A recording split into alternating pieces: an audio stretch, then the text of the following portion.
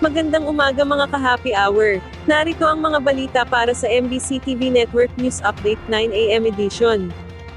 Content ng ex-mayor vlogger na pinahabol ang kanyang empleyado, sinita ng LTO, lisensya at sinuspinde.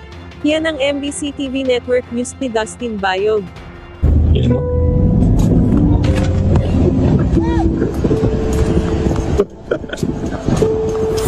Viral ngayon sa social media ang video ng vlogger at driver na makikita mo nung pinahabol ang isang gasoline attendant matapos daw ito magpa-full tank.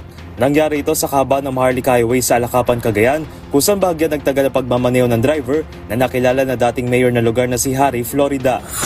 Abort! Dahil dito nilatagan ng driver at dalawa pang sangkot ng show cause order ng Land Transportation Office o LTO upang paliwanagin. Suspendido rin ang lisensya ng driver na 70 araw at isinalalim na sa alarm status ang sasakyan nito. Pero sa panig ni Florida, hindi isang gasoline attendant ang makikitang humabol sa kanya kung hindi isa ring umanong vlogger at tauhan nito. Siya raw ay si Tyson, kung kaya naturang video ay para lamang daw sa content sa social media. Ayon kay LTO Assistant Secretary Marcos Lacanilaw, tuloy ang paghingi dito ng paliwanag kay Florida na niya hindi nakatutuwang ganitong mga content, lalo na sa kinarap na krisis ng langis. Hamon nito sa mga vlogger na maging responsable sa kanilang mga content at huwag gawing tila laruan umano ang sinuman, kahit pa ito ay pamilya o empleyado. Sa ngayon deleted ng video ng insidente at wala pang nilalabas na pahayag si Florida. Para sa MBC TV Network News, ito si Dustin Bayog ng DZRH TV. Una sa Pilipinas, una sa Pilipino.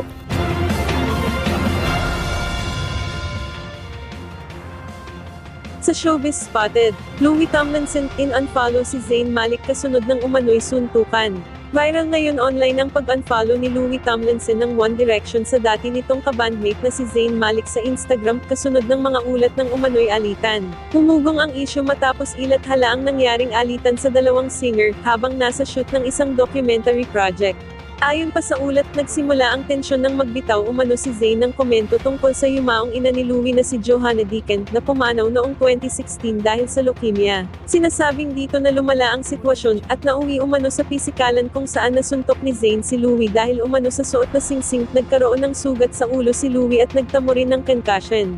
Sa ngayon, wala pang opisyal na pahayag mula kina Louie at Zayn hinggil sa kumakalat na issue, maski ang kanilang agent ay tikom din ang bibig tungkol sa insidente, hindi pa rin naglalabas ng komento ang kilalang streaming platform kaugnay ng naturang proyekto.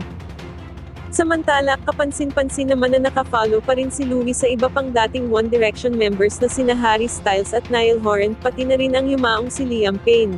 Bagamat nanatiling espekulasyon ng insidente, umaasa ang mga tagahanga ng dalawang singer na magkakaroon ng malinaw na paliwanag mula sa mga artist tungkol sa issue. At yan ang mga balita para sa MBC TV Network News Update 9 AM edition. Abangan ang mga susunod na balitaan mamaya para sa 10 AM edition.